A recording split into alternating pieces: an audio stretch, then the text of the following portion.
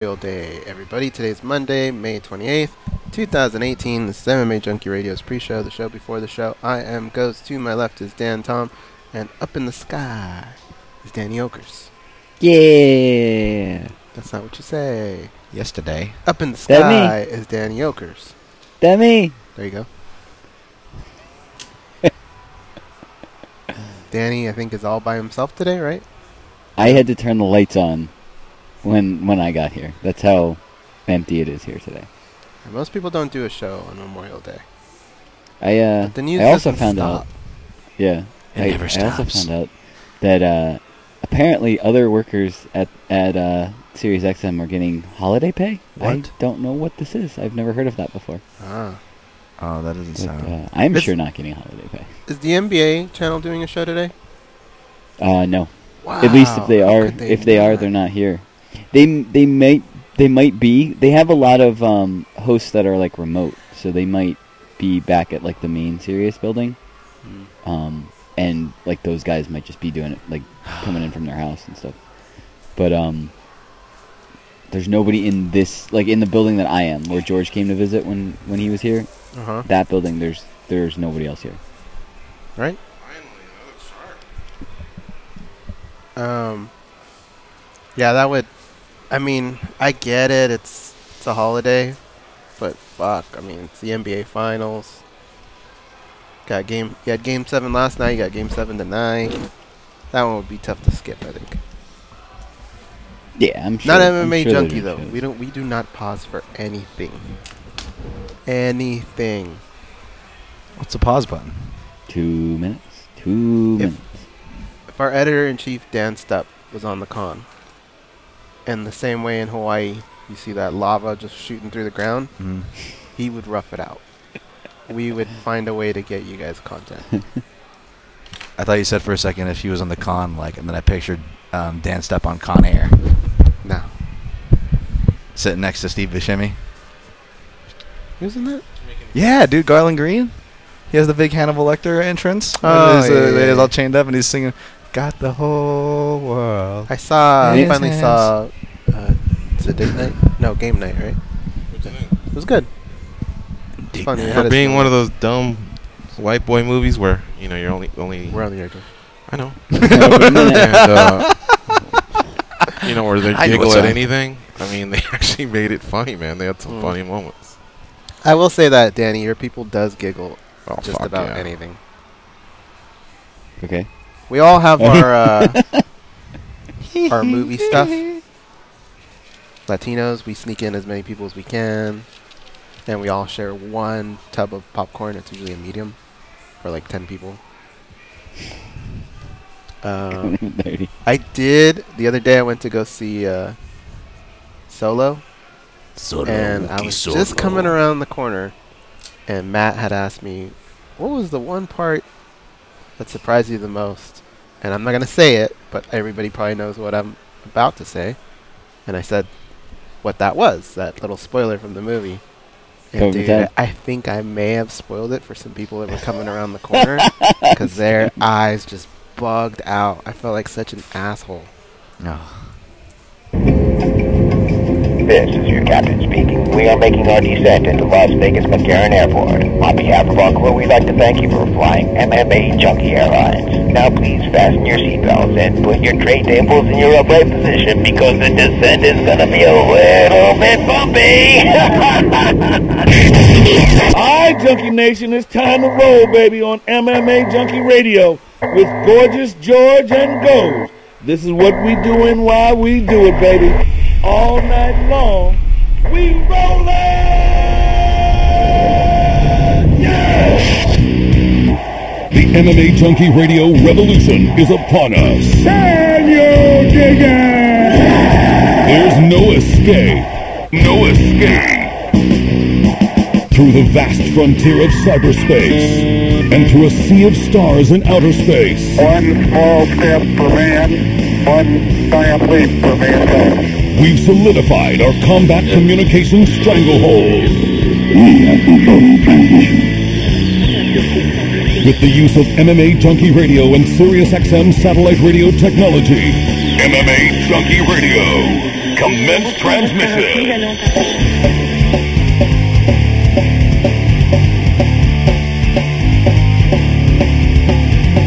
Live from MMA Junkie Radio HQ in the fight capital of the world, Las Vegas, Nevada. Here are your hosts, Gorgeous George and Goes. From the fight capital of the world, inside the beautiful Mandalay Bay Racing Sportsbook, you are listening to the MMA Junkie Radio Show, the only show that matters, the only show that does a show on a national holiday. Huh? That's no, right. we do show. The only show that does a show on. Oh, does a show. They said doesn't show. Oh. Yeah. Well, that's to be determined. We may not show. These next 2 hours may be horrific, and they'll go, man, they didn't show today. I think even like NBA Network may not be on today. And do you know what just happened in the NBA and what's going to happen tonight? I heard them on Sirius. Oh, really? Yeah, I got to give them their due. They were there. Yeah. And, heck, it was a lot of talk shows that were actually talking about it last night. Oh, yeah. Yeah, so it was really, really cool. That's Goes to my right, the ace co-host. To my left, it's the fight analyst, Dan Tom. Backy's handling the producing duties, Danny Otto. What's up, man? What's going on? Yeah. I don't even know where to begin because hope you all had a nice weekend. Much. And also, we honor those who have lost their lives fighting for the good old U.S. of A. And not only them, but the families, you know, the people that they also sacrificed because they no longer have a relative that's with us. And I can only imagine how difficult that must be as well. Yeah. Every time, even though we're honoring them on a day like this, it also brings back memories as well. We have a lot of allies as well that are part of our coalition who have also lost their lives. And I know you guys have your own day, but I guess on our day we celebrate those people. Correct. All right. Where do we start? The last few weeks I've noticed we get around to it a little bit too late. So let's just start at the top and then we can start doing the tangents. Gotcha. Let's start off with the bloodbath in Liverpool. Real Madrid, they get the victory.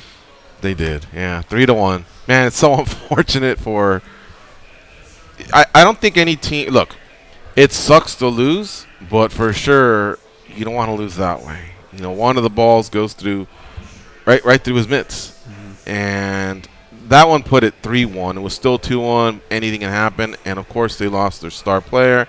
And, of course, before that, the goalie made another mistake. The Bale shot was just – no, but you could have 2 goalies that probably wouldn't stop that. Oh, yeah, that was brilliant. That was brilliant. So, you know, think about all those people that traveled to Kiev. And, oh, man, that's heartbreaking either way. But that's the way the game is, man. I know we've been on the wrong end of buffoonery as well. It's just unfortunate. All right. Also, it looks like we're going in reverse order. Congrats to the Cleveland Cavaliers for eliminating Boston. The Boston Celtics hadn't even lost at home in all the playoffs, much less in this series. And they did. They lost yet last night. They didn't even get 80 points. They started off okay. They had like a 7 or 8 point lead after the first quarter, and at some point they stretched it into double digits. And then all of a sudden Cleveland just kept creeping. And then when they got to the fourth, it was basically, hey, we have a squad. Hey, we have a squad, but we have LeBron, and the best you can do is Horford/Tatum, and it's just not going to be enough. And it wasn't enough, man. So that's his. I think this is his 8th straight finals. I know he's 3-5, but still, that is an amazing feat. And this team just isn't really finals material. I thought Toronto maybe or Boston would, this would be their year, because at some point a team crumbles. Even and these guys still had it, and so they'll be there, and they'll meet the winner of tonight's Rockets Golden State Warriors game with Chris Paul probably not playing. And that's unfortunate as well, but that's their business. I'm a Lakers guy, and I just watch as a fan once my team gets eliminated, which was like February of this year. But whatever. I'm a diehard Lakers fan, so I hate you Boston Celtics. But I will give you your props. With about 30 seconds left in that game, everybody stood up and applauded that team. And I'm gonna say I was one of them. And that was absolutely what you guys should have done, because that was a lot of balls and a lot of heart that team showed for your fans to come out and play the way they did and get as far as they did with the injuries they had. Amazing. Mm-hmm. Yeah. I didn't stand up and cheer for them, but I give them a clap. It was a golf clap. I do give them props. Also, tonight, the Vegas Golden Knights will be hosting the Washington Capitals in Game 1 of the Stanley Cup. The puck is released at 5 p.m. Did I say that right? The puck? Yeah. The puck's dropped at 5 p.m. Pacific, 8 Eastern. Go Vegas Golden Knights. I need them to win by 2, though. That would be nice. So we need that empty netter at the very end. That's done me some good at times this year. All right, let's circle back to MMA. Dan's like, we got to wake him up. You ready? Yeah. UFC Fight Night 130 in Liverpool. Yesterday morning / early afternoon for us. And it was an evening affair for all those on the other side of the pond. In the main event, Darren Till defeated Stephen Thompson. I should go like this, right? Defeated? I think, yeah. I mean, when you look at the way MMA media judged it, the way fighters MMA decisions had like about 20 to 25 Thompson calls and 2 Till calls. The 2 Till calls had 48-47s. None of them had a 49-46. Except yesterday we heard 2 49-46. 49-46s out of 2 judges and a 48-47 out of another, all for Darren Till, and that's why I think everyone's in an uproar. The Fox Sports desk, they had a similar reaction. Most of Twitter had a similar reaction. I had a similar reaction. Goes had a similar reaction. Dan, what was your reaction? I had it 49-46, but going the other way. So I was in the majority that scored rounds 1 through 4 through Thompson. I thought rounds 2 and 3 were a little close because Darren Till was utilizing the strategy that a lot of fighters, smart fighters, do, where they turn on the heat real heavy, and I think he was pretty successful at doing those in rounds 2 and 3. Not enough to win him on my cards, but I don't know. I think the problem is it's like, even I guess maybe I should start off by saying I don't feel it was a robbery, even though it was 49-46. Is that a talking point for you guys at all? Yeah, because I agree. Rounds were close, and when rounds are close, anything can happen. It's just that all of the benefit of the doubt goes to Till in so many different facets of that fight that you're almost like, wow. I mean, a lot of things have to get lined up, but I guess you're right. I mean, if we are saying a couple of rounds are close, a 48-47 is acceptable. The 49-46 though is that's why I have a problem. I don't have a robbery, but that's why I have a problem, I guess you say. I'm not a robbery guy, but that's if someone's upset at a 49-46 for Till, I'm right there with him, I guess. Is that fair to say? Yeah, and I bet Till. So trust me, I was like, what? Like, for once I get, cool. It would have benefited me more if Nordine Taleb would have delivered, and if Mads Bullard, right? Oh, Mads Bullard. Yeah, I know that. How do you say that? Mads Burnell, that hurt me too right at the end. If those would have come through, oh man, I'm a beast. But by then, a couple of those didn't. It made it so that Till didn't matter. But Till was a choice on a couple parlays. Did you bet because of the bigger guy theory? Fight? Gotcha. Did you bet the first fight or the second fight? The Nordine fight. I heard they got in a tussle in the hotel, huh? Yeah. Is there any video of that? I don't think so. I don't know if I got that far. That's what John said, right? Yeah. We'll have to get more out of that. I heard John saved the life of a Octagon girl, Luciana, I believe. Nice. At least she put it out there. Yeah, I saw that. Something happened at a bar. It was getting rowdy. And that was the night before. Maybe Sorrows, the drinking in Sorrows. And then all of a sudden things escalate because that was the night of the Champions League final. But anyway, back to Till and Thompson. Still, here's what it boils down to is the loser only has themselves to blame. Had it been Till and Thompson won, he'd only have himself to blame. There just wasn't enough offensive output. I know Michael Bisping on Fox Sports called it strategic. I know Dan Hardy did an excellent job of carrying the fight for about 2-3 rounds. He just had a great voice, and the vibe behind him, the crowd behind it, made it seem like we were watching a soccer game, and 1-0 would suffice. When someone scores the goal, yes, we're all there. And Till almost scored the goal in the last round. Yeah. He almost took out Thompson. But at some point, come on, man, enough chess and start playing checkers. You better start hopping and picking up some pieces there because, once again, you're putting yourself in a position where you have to stand there and wait for 3 people to tell you who won the fight rather than you dictating your terms. If a lot of people already felt that Stephen Thompson won it just by the little output he did, can you imagine just a little bit more? And Thompson should know better because he's been a part of 2 of these fights where a difference here or a difference there, and he could actually be a world champion. That might have even been a title defense. So you would think that when they get back to Simpsonville, South Carolina, and they sit down and look and say, what can we do going forward? That's one thing that has to be glaring, and he has it in him because he's got like 5 really, really nice KOs during this run. He has them. I know that the challengers get tougher as you go, but still you get tougher as you go as well, and you just got to learn from this, man. And it's unfortunate. It could have happened to Till. I was shocked that it's almost like Till knew the scores. The way he threw up his hands and then jumped on the cage, I was like, you're going to be disappointed about a minute and a half when they tally these things up. And he was acting like he won, like he knew the scores already. I couldn't believe what I was watching. It's weird because even the corner, I mean, they didn't really say much. But at the same time, maybe they were watching it the same way we were, where we thought, yeah, he should be fine. But you're right. Go back to some of these fights where he has lost a close decision, and that's where you go, it looks like it's okay, but let's just be sure. Didn't happen. Yeah. In the end, it was a unanimous decision, and what do? We talk about it for about a day and a half. The calls will come in, the people tweet, and then we just move on to Utica. It happens on Friday. Right away. You know, and then from there it goes on to Chicago, and everyone goes back and licks their wounds and figures out what's next. But the setback is tremendous. I can tell you, Thompson was already in a difficult hole because he's 0-2. Well, no. He's 0-1-1 against the champ, but it's going to be tough to get that third shot. However, I guess anything could have become possible if you put yourself on the same card as the champ, and then the champ's opponent falls out, and maybe you get in there, or maybe someone else wins the world title, and boom, you're the guy. But you got to keep winning, and now Thompson's setback will cost him at least a year and a half. I mean, it'll take a 3-fight streak to erase what's happened in the last few fights, and then us say, you know, if Thompson wins, he gets a shot. And then that, along with maybe Woodley not being part, Woodley not even being part of the title. You know what I mean? Think about Junior dos Santos. Remember how I held on that ace card with Stipe? Yeah. And for a couple years, he just kind of did his thing. But then eventually, when Stipe kind of iced everyone else, at some point in time, he was left with Junior dos Santos. You know what I mean? Junior dos Santos was in the right place. The champion, much like others, they like avenging their losses if it's possible, and he was able to do that. Junior dos Santos also holds the card where that could call for a trilogy if he were to get some wins, you know what I mean, and if Stipe just keeps winning. So these wins are so important, man. I don't know if it's as bad, though, for Stephen Thompson. I think, here's the thing, though, okay?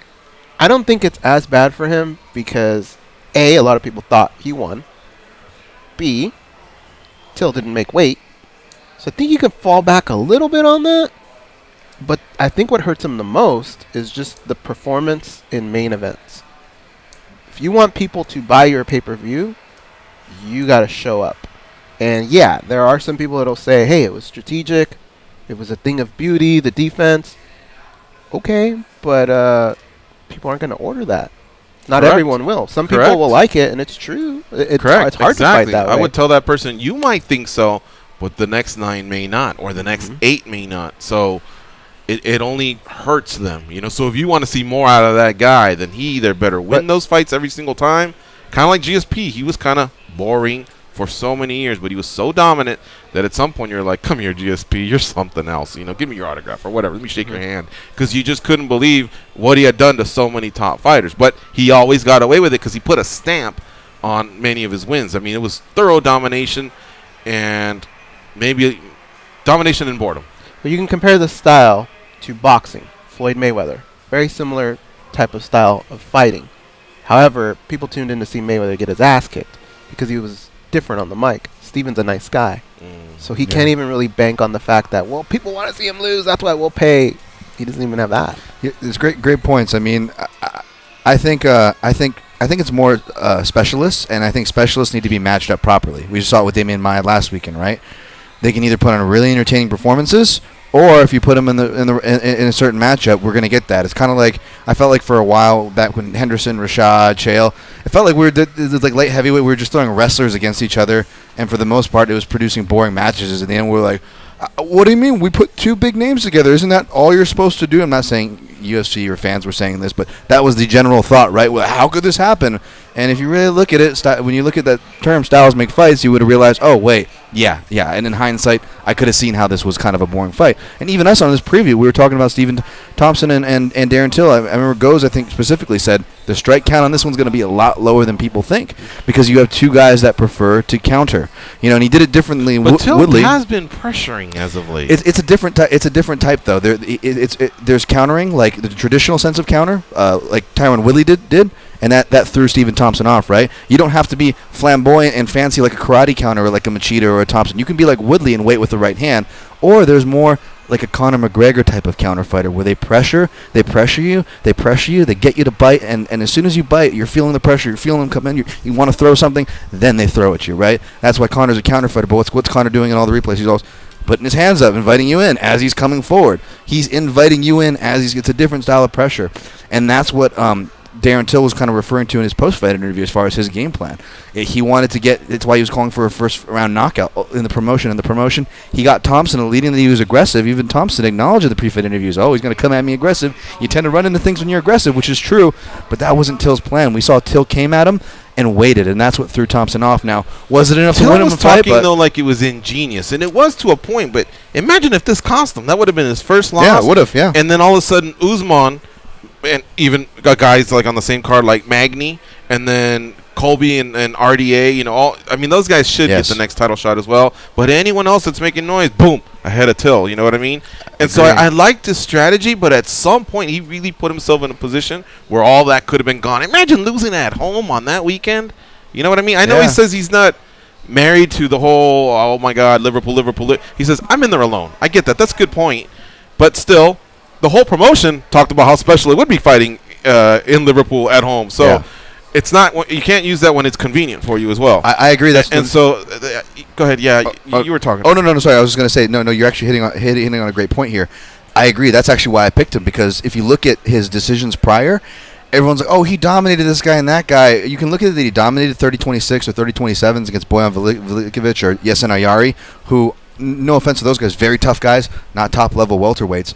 But he dropped those guys very early in the fights, and in rounds 2 and 3, this is where criticizes of Till, he just coasted on those rounds. Kind of like what you're talking about, George, where it was like, even though he was winning, now that was a different example. He was winning in those fights. He wasn't in danger, right. But you could argue that, yeah, you're not in danger, yeah, you were winning, but shouldn't you just make a statement at that point? You know, kind of like what you guys were saying with Thompson. I mean, not only is he, 0-1-1 with the champion, not only is he, this is the third main event that's kind of been a dud in a row. Like Go said, he's 35 years old. He needs to make a statement. Whereas, Till, like you said, stylistically, he needs to make a statement because that could bite him in the butt. That's why I picked against him for this fight, because I'm like you, George. I thought, I'm like, okay, this is gonna cost him at a certain point. You can't walk a tightrope at a high level. If you're taking advantage, you have to take it in this game.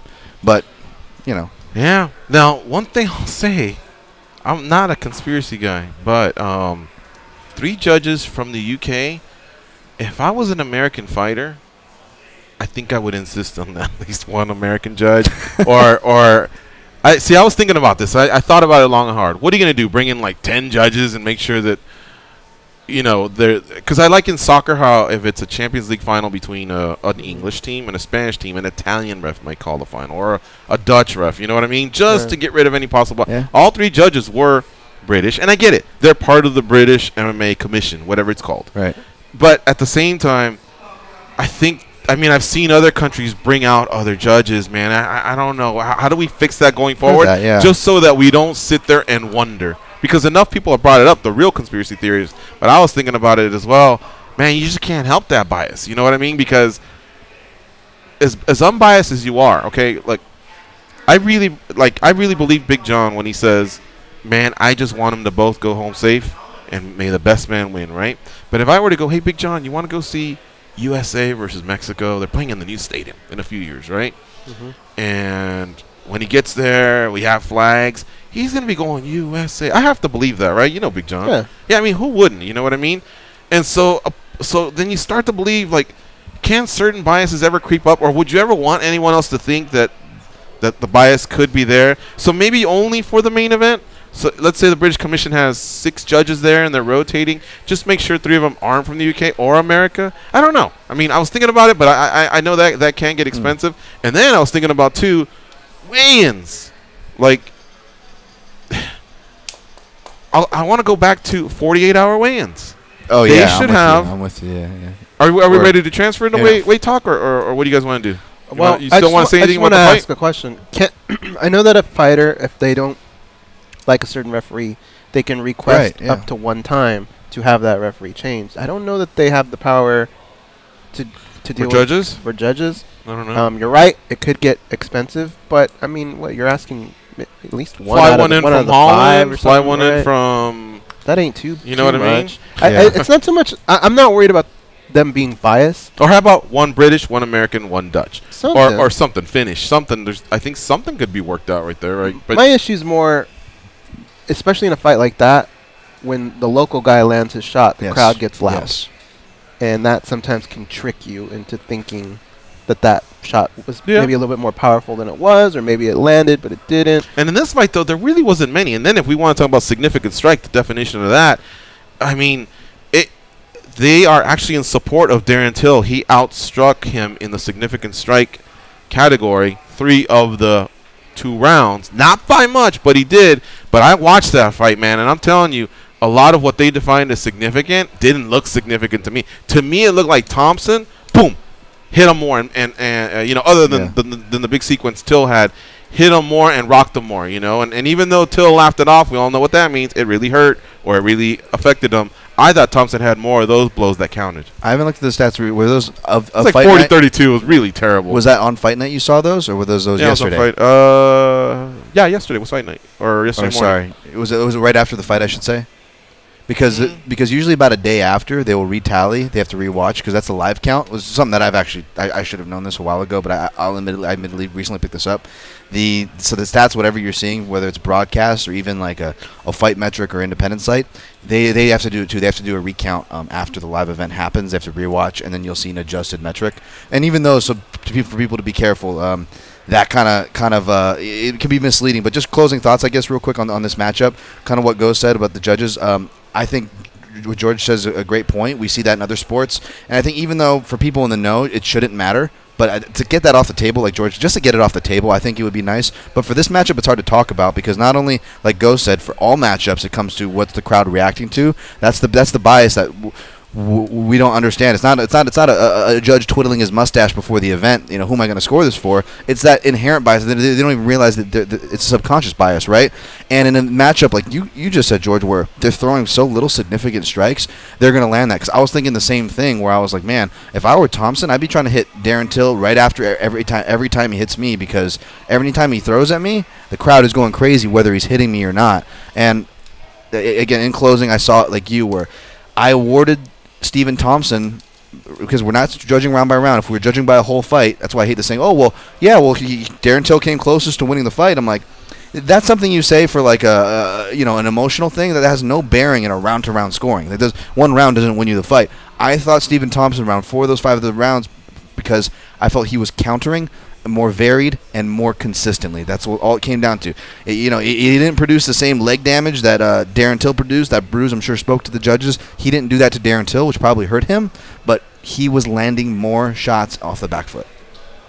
Yeah, man. And in 2017, rules were in effect where the damage is what's I think 75% of really what they should be looking at. Because I know they talked about octagon controlling the aggressor, but those are like fallback. You know what I mean? Yes. And I thought of the two who weren't giving us much, one guy was just, barely escaping with 10-9s. We have to give him a 10. We have to give him a 9. I'm not a believer in the 10-10. Yeah. Maybe there's a couple you could have even done that just because, again, they weren't feeding us much. Yeah. But in 5 minutes, you have to decide that one guy outperformed the other, or gal. Yeah. And, man, I don't know. I was in shock. But it's not a robbery. You were in shock at the scores, not that Darren Till won, right? Right. Yeah. I knew that 3-2 Till could be possible, and I thought one judge might give it to him, but I thought it was clear 4-1 for Thompson. So when I heard, I would have even went, well, whoa, 3-2 Thompson. I thought I was going to hear 4-1 Thompson, 3-2 Thompson, but I thought, it is Liverpool. Maybe one guy will go 3-2 Till just for it to be a compelling moment, but 2 4-1s will come in for the other guy, and that just didn't happen. And there were other matches that weren't scored. Dana White referred to it that weren't scored that well. And there was actually a match very similar to this dynamic where you had Carlo Petrosoli, the Italian cat, and he was a southpaw counter fighter, right? Yeah. And he was moving away against a pressuring Brad Scott. So it was a very similar dynamic to the Darren Till-Stephen Thompson fight. And granted, the counter fighter did get the win, but it was way more strikes too. It was a pretty clear win, and he only got the win by split decision. So that was kind of a foreshadowing of what was going to happen. Right before that, I told him, I go, the right guy I think is going to win, but I bet you one judge is going to go the other way. And that's kind of how I felt during the main event. I think one guy will go the other way. I didn't think they were going to do that. Right. Let's take this call quick from Kevin in Chicago. What's up, Kevin? What's up, man? They robbed Wonder Boy. I knew they would. Dana White all happy at the press conference. I scored a 4-1 to Wonder Boy. I thought he won the first 4 rounds clearly, and then the 5th round, Till got a flash knockdown, so I gave Till the 5th round. But I thought Wonder Boy controlled the whole fight. He was the cleaner counter fighter, landing the cleaner shots, snapping Till's head back. And but what I didn't like was Dana at the press conference. He was making excuses for Till. Oh no, that's his only time missing weight. And you could just tell how happy he was. I don't like that, dude. I'm really not a fan of Dana White making excuses for Till, and he's all happy because he gets to go in the UK market and bring that side of the fans over. That's why I don't. That's why I follow amateur wrestling, because we don't have that problem. We don't have scumbag promoters like Dana White in amateur wrestling. It's all about the love of the sport. It appears you're not a fan of Dana White. No, I used to be, but he, it's all about money to him. That's all he cares about. It's supposed to be a sport, but he brings CM Punk. Why is he on the main card against guys like Alistair Overeem, who've been around forever? It's sports going, it's fading. I think the question is, why is he in the UFC? Because if he is in the UFC, then we have to all agree that there's just no way around it. He'll be on a main card of a pay-per-view, because that's why they put him there, to sell pay-per-views. So I think the real question is, why is he even there to begin with? So I hear you with that. Hey, Kevin, are you going to the fights in Chicago? Yeah, I am. Yep, I'll be there. Have fun. All right, thanks for the call. Listen, I just scrolled back. Dana White told Darren Till, you shouldn't be missing weight in your hometown. Kind of admonished him. I had to scroll back a while. It was from Friday or something like that. I think he was just correcting the reporter, not really trying to white knight for Darren Till. But he probably sees the potential in the kid. You know, he's got a lot of charisma, and Liverpool was a home run. But he's got his favorites, but for the ones that he knows can produce him some money, I think he'll give them a push. You know what I mean? But I don't think he actually sits there. I think he actually just says, you know, the bigger business comes if this guy wins. But I think he just knows that the UFC is big business regardless. So he can live with the result. His job is to just get in there and try and manage the situation, whatever questions are thrown at him. Now, what comes up with CM Punk that I do want to talk about is at the press conference. We got to go to break soon. At the press conference, somebody asked him about Alistair, right? And he says, well, when you outsell CM Punk, then you can be on the main card. You know what I mean? So apparently CM Punk sells. That's great. But are we going to put The Rock in there as well and Stone Cold? I mean, they would outsell as well. But we're not just going to put them there and that be the only reason. And that's where Dana sometimes, I wish, could think things through. Right. What they're saying is, why them and why Arlovsky and Tuivasa instead of Blades and Alistair Overeem? Not CM Punk. We all get CM Punk can sell, even though we all get CM Punk is not UFC caliber. I think even Dana gets it, but somehow he was talked into it. We're talking about the other positioning, you know. He said that, there was no follow-up from the media, and boom, we moved on. So Dana can put out these little fires like that really quick, and his way is to push back. You know what I mean? So I know if John were here or somebody else were here, they'd say, well, look, what are we going to sit there, argue with them all day? Sometimes they don't have the mic. They're not just going to go around and fumble for the mic just for that comeback. That's why those scrum settings, like the one I went to back in like October, remember I told you it was a blast because we were there for about an hour and a half. We can really, really dig into stuff. But when it's a situation like that, you got local media, and they're just like, when you coming back to Liverpool, you know, and things like that. And did you like Liverpool, you know, and he just answers. But, all right, let's take this break, catch up a little bit, catch our breath.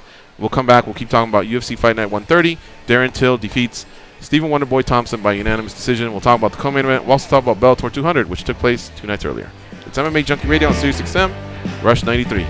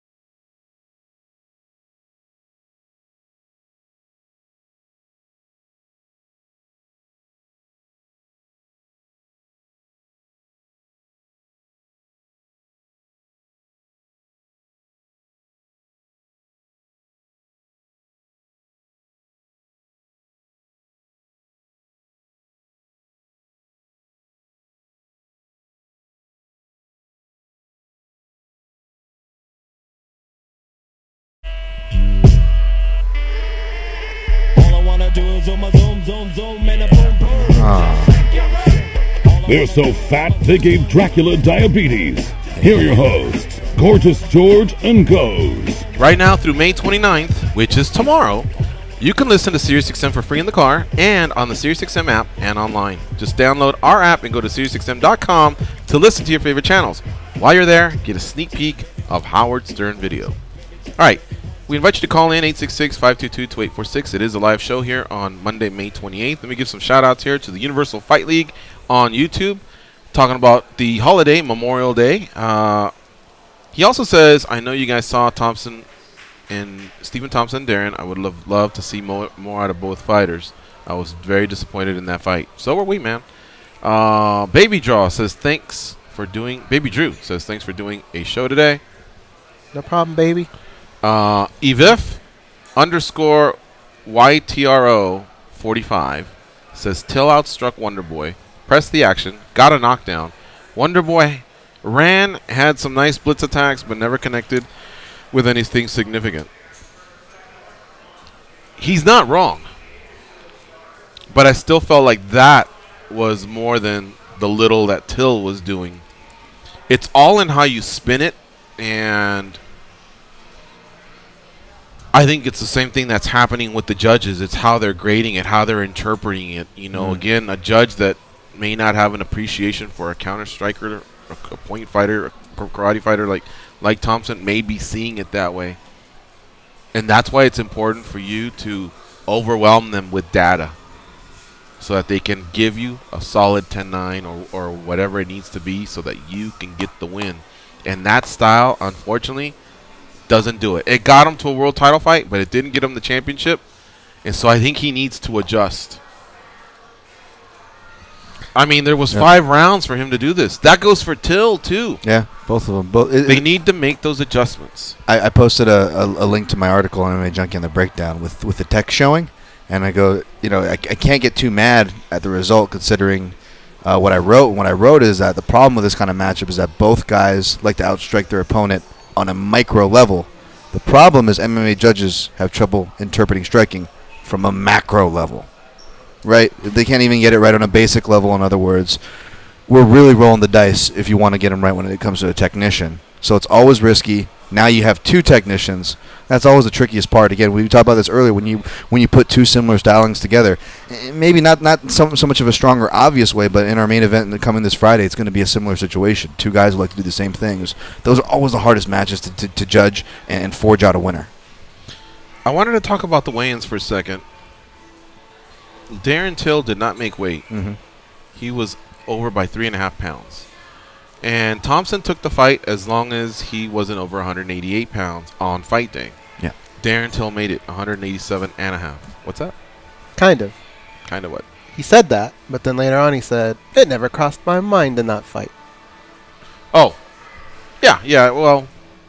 But I guess he still made him weigh in, and the kid weighed in, and so that was that. So Till was able to weigh 173.5 and then come back and weigh 14 pounds by 1 p.m. and he wound up fighting somewhere around 8 or 9 p.m. I think I figured out the math. So he had some time to rehydrate. So I understand if Till maybe if he wasn't able to rehydrate to 100%, maybe he was managing his output, his energy levels. Plus, I think he's one of those guys that hadn't gotten past 2.5 rounds. Did I hear that right?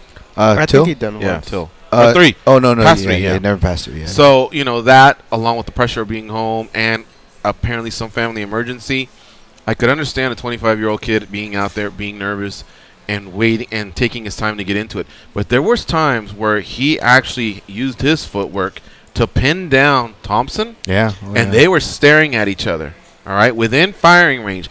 And here's where I want to give props to the crowd, the Liverpool crowd. For one, they were very appreciative of the grappling exchanges. That first fight, man, Theodorou and Smith, they were actually applauding all the different sweeps, all the different clinches, all the different knees, all the different attacks. A fight like that usually gets booed in the States. But I got to give them their due. They had a fond appreciation of everything that was happening. Yeah. They had the clap, you know, the golf clap for smaller techniques, smaller moves of momentum or whatever, and then the big stuff. So, getting back to the Till fight. Oh, no, one more thing. Till's entrance has to be top 5 Pretty all good. time I've ever seen Oh, it's or great. witnessed. Oh, it's good, yeah. Whether it was in person or anything. I wasn't even there, and I thought, wow, that was money, you know. But now we get to the point where they're actually fighting, and he would pin him in one of those little nooks or crooks, you know, of the octagon. What do we call like the angle, right? Yeah. Yeah. And I know exactly what you're talking the about. crowd would actually erupt because they sensed that he was within striking range, and that's why I feel like Till, at some point, you can't. Every single strike just can't be a counter strike. Even boxing counter strikers will lead from time to time to throw off their opponent. Winky Wright, one of the best counter punchers ever, or even Floyd. A lot of guys, you have to mix it up. And at some point in time, when he knew he had the energy, he was going to make it. I mean, he didn't even sit down for 30 seconds. He was already like a orchestra conductor, you know, trying to wind up the crowd in between round 3 and 4. So you knew he was going to cross the finish line. He put himself in such a precarious situation where he really could have lost that fight, man. And so, again, that's why I hope he understands the criticism coming his way. The same goes for Thompson.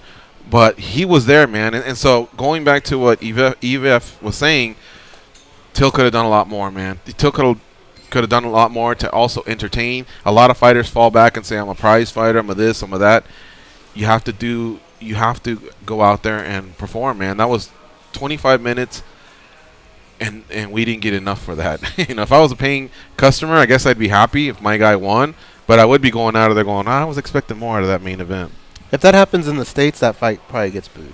But there, they were all over it. I thought what you were talking about was when he would get Wonder Boy up against the cage, where I think other fighters would start throwing right then and there. He actually waited for him to circle out. And once he did, that's when he came over with that left hand, and he landed it a couple times. Pretty good shots. Yeah. But I love the anticipation of the crowd. They really could sense that something special could happen, and it didn't. And I wonder why, because Till looks like he's a gunslinger when he needs to be. You know what I mean? And even though he had to do this second weigh-in, you know, he rehydrated after that, and you know he was a bigger guy. I mean, he had all the makings there, man, of maybe being able to finish a guy like Wonder Boy, especially once he put him down, but it didn't happen. So props to the crowd. As far as the weigh-ins are concerned, I would like to see them go with an option of, I'm going to use Las Vegas Pacific Standard Time. That's what we use. The fights are usually Saturday at 7 p.m. is a pay-per-view, we'll say. 5 p.m. for the prelims. And normally the weigh-ins used to be at 4 p.m. local time, pretty much wherever you went. But let's say in Vegas here on a Friday. They moved it up to, I believe the window is 8 to 10 a.m. earlier on Friday. So that gave them an additional 8 hours, 8 to 6 hours to rehydrate. And the fighters loved it. And they still love it. But as Mike Bond pointed out, we've been doing this for 2 years now. And in those 2 years, if you go back 2 years before the date that we started it, 3 more times have there been missed weight. I think we're up in the 60s of missed weight versus we were only in the 20s of missed weight 2 years prior. There's obviously something wrong with the morning weigh-in. So if a state commissioned official is going to be there from 8 to 10 to oversee these weigh-ins, why can't he be there Thursday night sometime between 8 and 10 at night? We'll call it a late weigh-in. It's kind of like your option to do it. You and your opponent, whoever you want. You get that same official, and you get him to be there along with the UFC people, and you leave that option there so that they can do the weigh-in. Then we don't have to hear the excuse of, well, you know, I don't like to wake up and on weight, and it threw me off, or our sauna wasn't open at 5 a.m. and blah, blah, blah. You have all the, you know, you can actually do it on Thursday, and that would give them more time to rehydrate their brains and be closer to 100%. And all we're asking is for that official to be there for those 2 hours. And then, you know what, Mr. Official, we got you a room. And then we'll see you again at 8 a.m. for the other one. You know, no fighter can complain because both of you have the option to do it. Wouldn't you guys dig that? I think that's what would be the problem with that? I think there's a great medium ground. You know, I think the same day weigh-in's a little too tough to pull, and I haven't been a fan of this early morning weigh-in from the beginning, from the fan experience, from the degenerate gambler experience, and then also from the safety thing. I think was a hypocrisy kind of from the beginning, because you're saying, oh, well, we give them so much more time to rehydrate. I'm like, well, if we're trying to deter weight cutting, if weight cutting is so unsafe, you're taking away one incentive and replacing it with another, right? we were saying, oh well, yeah, but we're not now. Now we're having them. It's much more safer. They get to weigh them. Like, you're not disincentivizing weight cutting at all. In fact, you're making it a tougher curve to get to that target. And that's the part where people are doing damage, is getting to the weight. The rehydration after, yeah, I mean, you talk to Dulce guys in here, they can tell you there's plenty of ways to mess that up too, for sure. Guys have, right? I think I remember Chris Lieben saying he went and ate a bunch of candy and felt sick, and he got TKO'd the next day by Brian Stan. That may have happened anyways, granted, but I'm just saying, you hear these horror stories of doing the wrong things, but most of the time it's leading up to the weight cut, whether it's prep, diet, whatever. And they need to be doing everything to help that. So I think it was kind of hypocritical from the beginning. Now that we have the metrics that George and Mike Bond, I think, was good about tweeting about, those metrics, those hard metrics should be enough of an argument for the commissions to try to find something. And I agree. I like what George said here. I think it kind of also gives you a chance if something stupid were to happen with somebody weighing in and not being able to fight. You have more time to kind of rectify that situation. Like the little 24-hour miracle, yeah. like we almost had with Michael Johnson that one time when Habib didn't make it, and I think they were talking. He was taking calls. Yeah, true. I mean, like I said, I just think that we're talking about an additional 12 hours. And yes, I get that in the overall picture, everyone's going to be cutting as much weight as they can to get to that point. But again, now we take away that excuse. I think there's hard data there. 2 years worth on both sides. Yeah. 3 times as much is pretty glaring, and we give them more time to rehydrate. Now that, along with weight classes every 10 pounds, would be magical. Same day weigh-ins, ooh, it's not going to happen. I know the wrestlers say, hey, we've been doing it for years, but imagine Till and Wonder Boy weighing in on the same day, and then Wonder going, nah, I don't want to do it. If you had given me a day before and I gave him the 188 mark to come in the next day, maybe, but no, this guy's going to be 20 pounds more than me. The fight's off. Liverpool's disappointed. No Sweet Caroline. Again. You know what I mean? Like, nope. Yeah, again. So, yeah. Hey, those fuckers set themselves up, right? Yeah, they were talking shit a little bit, man. So they got to take it in return. Sal from New York, what's up, man? How you doing? Good. How are you doing today? I'm enjoying the conversation. I just rewatched the fights again, and I just wanted to touch on the point of the decision and maybe some of the people's thought of a lackluster performance or whatnot. But I wanted to go on the criteria of the judges, and not just they're from the UK and whatnot, but the criteria of what they're judging on. And one of the main things I noticed was just ring control by Till, and I don't know if that's being stressed enough as what some of the judges are looking at. I think is exactly what they were looking at, especially Jimmy Smith made a great point when you don't have and I've heard and have said this myself. When you don't have the judges understanding the striking, especially, like I said, on a micro level, much less a macro level, sometimes you'll see them revert to, well, I guess I'm going to give it to the guy going forward. Now, just go back and look at Diego Sanchez's career, and that'll prove that point. I love Diego Sanchez, but let's be honest. He had a lot of fights where he came forward and swung at air, and his face was a mess, and he got unanimous decisions across the board. It's something that it's a very common thing in judging, so I think that's a good point. That's my purview. Let me see if I can break it down to you guys in a pie chart real fast, Sal. From prior to the 2017 rules, the unified rules, I was told by someone that knows this shit that prior to the rules, it was like a pie chart where effective striking was 40% of the pie, 20% went to effective grappling, 20% went to aggression, and 20% went to octagon control. And it went in that order that I just told you. All right? In the 2017 rules, that pie chart is 75% damage. And the rest, I believe, falls under whatever's left. If they still stuck with cage control and aggression, those being the last two. So the damage comes from effective striking and grappling. So if there wasn't much grappling in this fight, which there wasn't, now we're left with the 25% criteria of octagon control and aggression. It could be that it went to that because there wasn't even much striking. But if 75% of it, of what you're thinking should be just me basing this round off of that, and one guy clearly maybe was more effective, maybe he wasn't damaging, but effective, then you'd have to lean that way. But it could be that it fell to that last criteria for the judges, to be fair. I'm glad we're able to have this discussion. Go ahead, Sal.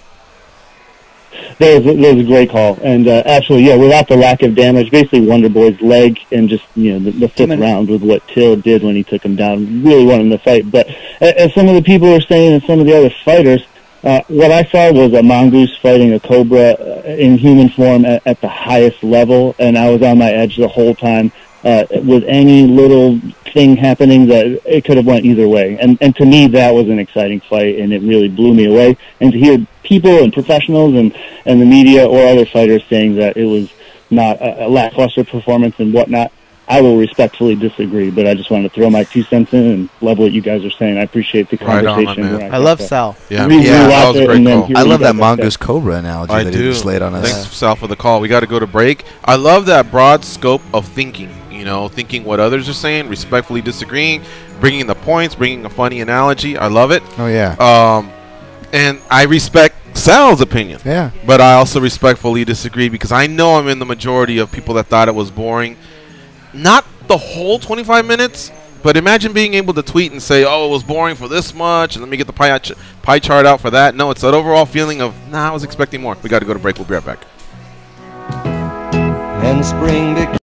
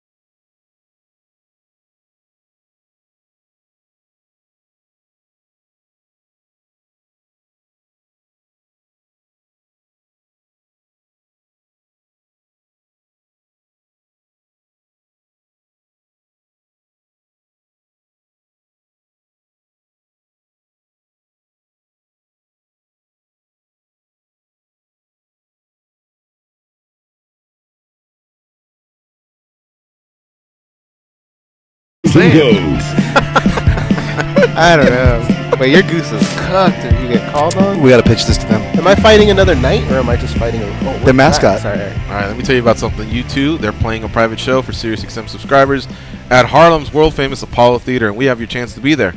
One grand prize winner will win a trip for 2 to New York and tickets to this very special show at the Apollo on June 11th. For official rules and to enter, go to SiriusXM.com/U2. Do it before June 4th. No additional purchase is necessary or to win. Yeah, see, I changed it. Everybody that doesn't get slaughtered gets 5 Gs. Okay. Wouldn't you do 10 of those and go, I'm good, and cash your 50, put a down payment on a house? And But if I do get picked, I go up against the mascot or I go up against somebody else that got picked? The mascot. The mascot? He's a guy in a knife. He's pretty good, or is he like a clumsy mascot? No, he's pretty good. Let's say to the death, but it's like a real one of those heavy unsharpened swords. It's gotta be to the death. So okay, fine, beat it to the death. I was gonna say he just f's you up really bad. You know what I'm saying? Like he just concusses you, breaks your ribs, and like just getting hit in that thing, you get clanked on. You know what I'm saying? Like those heavy instruments, and everybody cheers, and then they just push you off the ice like with a big push. I'll go. Okay. But I'm kind of with him. Maybe I check out after 5 games. However, if I get called on early and I kill the other guy, I'm good for about the next 100. I think You should get like season ticket if you win. I think you should get like season tickets if you They win. just draw like the 50-50 winner. That's what they have. You seen that, right? The what? They have a 50-50 raffle. You haven't seen that? Oh, yeah, They have a do it- 50-50 yeah, raffle do it that way, there. yeah. Just like the winner, they would pick a name, and the loser would have to go to a one-on-one slaughter. Jesus. We're I don't even know what to do. All right, so I know Like, the if audience George gets called. What The do I audience do? is like, what the fuck's going on? Dan Tom said, "What if?" This is the ridiculous what if game that we play from time to time. What if one person got chosen out of the audience in between the periods when they're resting to have a duel off with the knight, except it's to the death? Would you do it? And of course, we all said no. But then I threw the caveat: whoever doesn't get chosen out of the 18,000 in attendance, all goes home with $5,000. How many times would you do it? How jealous would you be of the guy that's done it, gone to 100 games, and he's banked $500,000? He never even once sweated it. And this whole time we're like, don't pick me, don't pick me. That means you gotta watch 100 people get fucking beat to death. I mean, that's gotta mess with you too, right? Like you gotta have nightmares and shit. I guess you're right. I didn't think of that. All right, it's MMA Junkie Radio on Sirius XM Rush 93. Stay close. We'll be right back.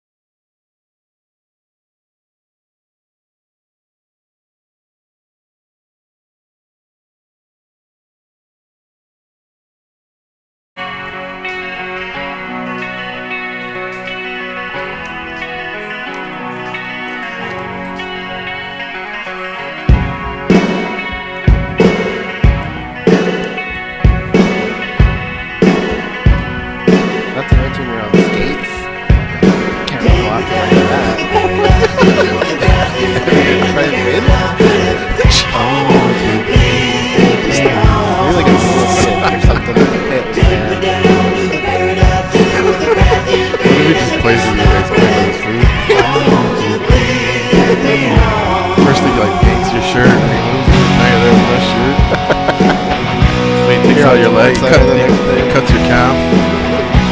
Just little by little, he's just chopping you down into pieces. Be glad Dan Tom isn't in the sports team, otherwise we'd have that. All right, it's the second hour of the MMA Junkie Radio Show. Getting silly over here. Good luck to the Golden Knights who play tonight versus the Washington Capitals. 4 games will be played in Las Vegas, 3 in Washington. If it goes the distance, it is a best out of 7 series. Your favorite to win the series is the Golden Knights at -150. That's if you want to bet the whole series. If you just want to bet tonight, it's Vegas at -120. The Capitals are even. The total is 5.5. And the puck line is Vegas -1.5. That gets you +190.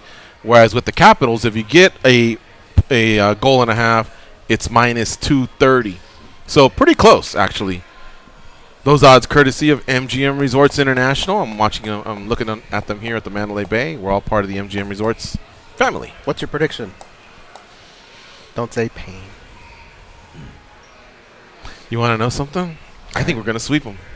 How about you, Dan? I think Coach Bombay is going to show up drunk just for the first game. The Mighty Ducks guy? But after, he's going to pull it together, all right? We're going to get a knuckle puck sandwich, and we're going to do well. I think we're going to do it in 5. Next question. Are you guys going to the parade if yeah, I'll go. I'll have to sweat it out. Even if I wanted to, I don't think I can because I don't have the privilege to. What are you, banned from parades? I haven't went to a game. That guy, the hypothetical guy is going to be there. Hey, you! What you doing here? You never went to a game. I almost died at a parade once, a Laker game. Just tell that guy, hey, you, suck these nuts. What do you care what that guy thinks? You know, I've never been to a parade now that I think about it. Are these pretty awesome? You guys come from... been to quite a few as a Laker fan. I was going to say, yeah, you guys have experience. But I don't have this, but... Okay. Vegas in 5 or 6 is 4-1. All right. Vegas in 7 games is 7-2, which is the same as 3.5-1. So it looks like the odds makers are saying, hey, this could go the distance. But if Vegas were to sweep, it's 10-1. That's what I think they're going to do. Think so? They've just been playing good. I think they swept 2 their opponents. Their goalie's been playing just as good as ours. I mean, they lost all their games at home. They did win on the road, but we win at home. Look at me talking like I'm some expert. What do I know? I just think they're going to – I think it's more fun to do it that way. And then if it happens, I can go, hey, I called it, right? I called it. Hey, I'm the man. I say 5. All right, let's talk to Showtime in Tennessee. What's up, Showtime? It's your time. Hey, what's going on, fellas? What's going on? Oh, nothing much, man. We working today. I'm actually on the road working too, so we some of the hardest working guys in show business, man. Where are you at? Where are your travels taking you to today? Actually, I just made a little pit stop in Oklahoma, but I'm headed to Texas. Actually, that's my next destination to be Texas. Man, hey, George, I was like you, George, yesterday. No, you finish. Go ahead. Go ahead. The fight card was so crazy, man, with a lot of favorites losing. I had a little parlay. I took a couple underdogs to hit with Till, the Dennis, Lansburg, and somebody else. Oh, Maricani. Darren Till, Lansburg, Till. And then I bet last night, the Cavs and the Dodgers. No, the Cavs and the Cubs. And I ended up, coming out on top. Now check this out, George. Tell me what y'all think about this. I went to the casino last night, and I was just playing the little slots. And the slots spit out like 633, and I think it spit out like 200 or something. And I was about to go. I went and cashed out. Then something said, fuck it, go play some more. So make a long story short, I walked out with $500, man. I was like, damn, I should have left. I would have been, hindsight's 2020, you know what I mean? But you sound like a lifelong gambler, like me. So I always say, scoop up them small pots and walk away. Walk away. Because you know what? Yeah. Those machines will be there tomorrow, especially now with these casinos that are popping up all over the United States. Even if you have the itch, I mean, you can scratch it 24 hours later in another state, in another city, at another reservation, or a proper casino, whatever. You know what I mean? There's so many ways to log on to your phone and do this, and it's going to become even easier and easier and easier. So scoop up these small pots and win, you know, because in the past, I always give the example of when I was a younger dude and I was in California, and me and my buddies would go on a spontaneous trip. If we would even throw something in the slot machine at the airport, and your buddies would be like, come on, we got to go. and you think that you're going to pull and get a last minute. But the reason you're doing it is because you're not expecting to be in Vegas for another 6 months. So you're like, oh, you know, you want to get all your fun in there. But, you know, then casinos started opening up in California. Trips became more frequent. Then I became a resident of Las Vegas. So you just have to change your attitude. You know what I mean? Yeah, you're right about that. Something told me to leave. But, you know, I still won something. Then I won a little bit, you know, on 5 dimes. But, man, I scored the fight for Wonder Boy as well, man. Worst case scenario, man, I think Wonder Boy won 3 of those rounds. And, you know, I could see Till getting 2. So, I think that was a little hard cooking. Even though I agree Wonder Boy didn't step on the gas. And that's the only thing about his fighting style. It takes the guy sort of like Rory Masvidal, somebody just going to march forward regardless, you know, throwing action to bring the best out in him. Because if you find somebody that want to kind of counter-strike him as well, it's going to be a boring fight, man. That's kind of what a lot of people were saying. It was a snooze fest. Even though, you know, we know the sport, we know it's very tactical, but that's not pleasing for a lot of people. You know, thanks for the call, Showtime. I hear Showtime's opinion there for sure, but between the gambling talk that he just did and then also the take, obviously the controversial Till Thompson decision, you know the one guy who I would hate to be? Now, I don't know if this guy exists because this is, I don't know about you, George, or Goes, this is on my bucket list for things to do in life, not just betting.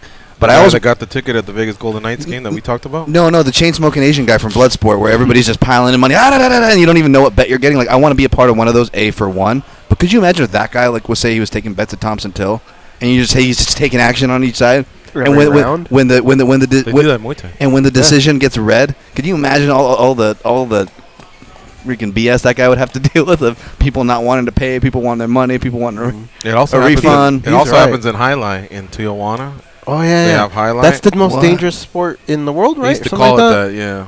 I don't know if it still is compared to I got to check this all out. The bullshit that happens now. Do you know what it is? No, I got to check this out, though. Have you ever seen those guys that... It's like racquetball with these slings, though. They have, like, it's like a basket, right? And they throw it up against the wall, but I guess people keep getting hit and, like, get real jacked up with it. Oh, I'd be all about this. Yeah, give me a beer and just Jackass, they did that, but with oranges.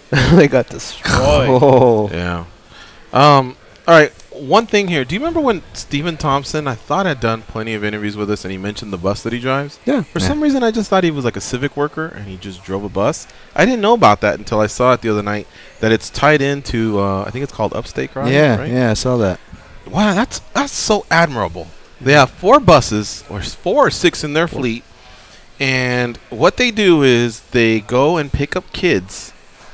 They pick up kids and bring them to the gym, help them with their homework. I think he said feed them as well or snacks, and then they teach them a karate class. I was like, fucking yes. I mean, what a great person that guy is. I already liked him a lot, and that made me even more of a fan. I just think that's such a great thing to do for your community. Those kids look so happy getting into that bus, and think about now they have, he says sometimes some kids just, they don't want to be at home alone.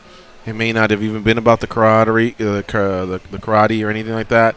And so it's almost like they're a daycare as well, but they're a gym. They help with homework. That was really, really cool. And I go, oh, that's what he meant.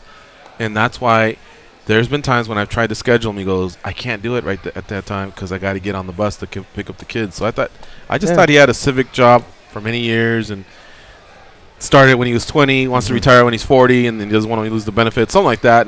But it's part of the business. That's what used to happen to me. Our mother used to own a cleaners, and these were 2 cops. One of them ran the DARE program, and he would pick me up and take me to karate that was run by the other cop, who was Bruce Leamer, and then he would bring me home. I vaguely remember that, yeah. Yeah, that's cool, man. Yeah, I definitely appreciate that too. Just coming from karate, being a kid and teacher, both those kind of experiences, and seeing someone, take the bull by the horns in that sense. I've been a part of schools where it was like, oh, you show your grades and this, and a lot of karate schools will try to do that for kids and like promotional stuff. But it's really tough at the end of the day unless they're in the class, and in that class they have to pay a certain monthly fee, and I'm sure they're still paying. Obviously he's not teaching everybody for free. I'm sure that's included in some type of service, but to go above and beyond like that, That's especially in today's kind of culture. You talk about it a lot, George, on the show, and he's a superstar. You think he would have been a little detached. Well, now I got a driver. I got a fleet of drivers, and instead he's still driving one of those buses. So that shows a lot. Says a lot about that family and him especially. Can you name another bus driver? Uppercut? Huh? The Uppercut bus driver? Yeah, I guess. Yeah. Okay. How about you, Dan? Otto from The Simpsons. Lorenzo from Bronx Tale. Yeah. Those are good ones. Yeah. Okay, a couple more things here. Neil Magny crushed Craig White and then called out Kamaru Usman. Good for him. As soon as he said it, I thought, 90%, 95% of the planet is going to appreciate what he's doing, but the jagoffs that exist in the sport, the fans, are going to go, oh, yeah, now he breaks his hands. Now you call him out. You know what I mean? I don't know why I was thinking that. I think I'm being conditioned by some of these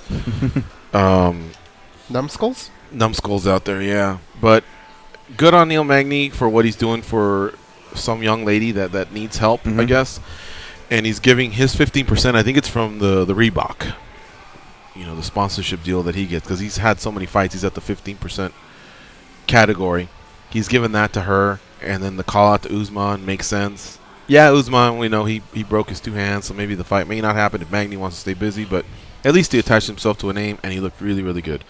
Arnold Allen versus Mads Burnell. Wow. I mean, Allen, I believe. Did you give Allen round one? Yeah, right. It was close. It was close. I'd have to go rewatch it. I believe I sided. I slightly edged with Burnell, but I remember typing like I'm biased. I'm picking him here, so that's probably why. Well, here's what I thought. I thought it was close, and I thought, well, with my luck, it'll be Allen. But Burnell won round two, and it looked like he was on his way to replicating what he was doing in round two, but even with more of a statement in round three, because Arnold was just you could just tell he was breaking, he was gassed, and then Arnold was able to get a ninja choke, right? That's what he got him with. Yep. I mean, fucking clutch. Like, remember this, guys. Even though it's not on an epic UFC pay-per-view card, and it wasn't to the degree of Elkins and Bektik, that was a hell of a comeback. You know what I mean? By Arnold Allen, and I got to applaud him for that. He did ruin some parlays of mine, but still, that was a great fight. I really enjoyed watching back-to-back weeks, too, right, where we said you can't walk away and take a leak or just think something's done, because anybody can come back like Dude, that. it feels like once a card it's happening. Yeah. But yeah, that Arnold Allen kid is real impressive. Still undefeated. Third rounds he's really strong too, because he actually hit that choke in the third round against Alan Omer. I think that was his first. I want to say his first UFC fight, about like 2015 or so. And then we brought him up on this show because we were talking about what fight were we talking about? Oh, Amanda Nunes and Pennington. I believe we were talking about that. And no, it wasn't about that. It was Makashvili and Ricky Simone, right? About stopping things after the bell. And Arnold Allen, when he fought Yeltsin Meza in 2016, he was the guy that I referenced on the show for people looking for those instances where someone got stopped after the bell.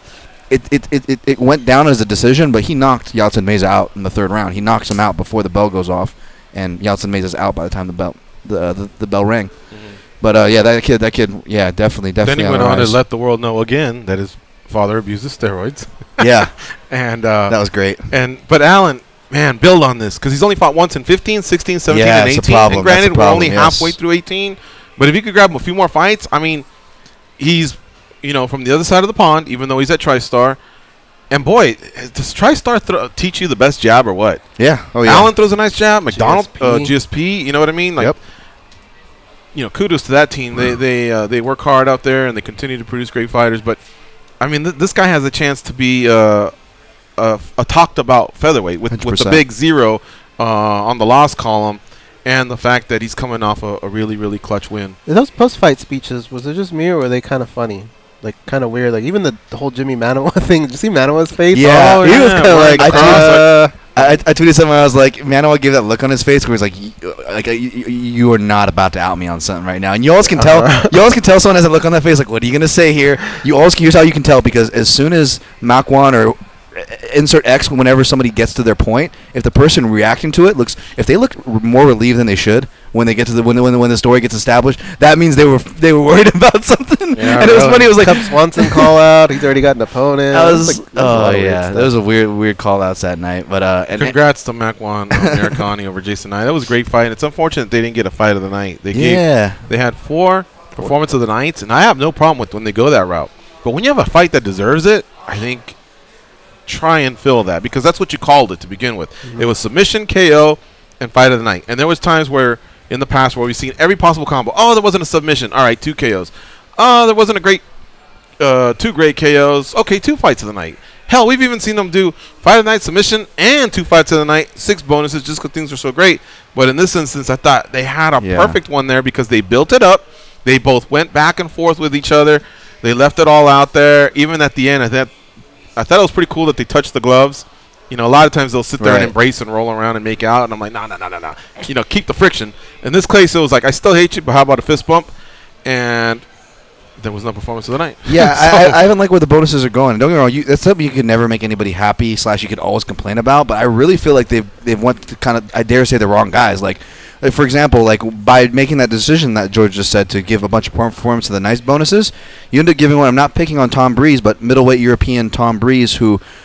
Yeah, he knocked out Dan Kelly, but it was one of those weird ones where, like, the thumb, and it wasn't the knuckle that went in the eye? It was a knuckle, so it's not like the guy's fingering him in the eye, but, you know, we've seen it. George St. Pierre versus BJ Penn won, right? BJ Penn throws a jab. It's not an uppercut, it's a jab, but it's the same part, that knuckle portion of the glove where you don't have to be sticking your thumb out to knuckle somebody in the eye, and it creates more damage 9 times out of 10 than an actual punch. Beautiful punch, though. But it was, and he was winning that point. It was like opposite side, right? Opposite hand, opposite eye. Yeah. But it's one of those where, like, oh, I guess it's over, because Dan Kelly, as soon as he got hit with it, he went eye, and then the ref was, you got to fight on, and then at that point, Dan Kelly went and turtled and decided the fight was over. Nothing against Dan Kelly, nothing against Breeze, but I'm surprised that gets him a bonus compared to not just X amount of what they usually give a bonus for, but just the other week, Jack Hermanson, again, another middleweight European fighter. What he went through, you don't see that. That guy should have gotten a bonus right there before the card was even over. You need to be writing Jack Hermanson's name on a bonus for that type of performance.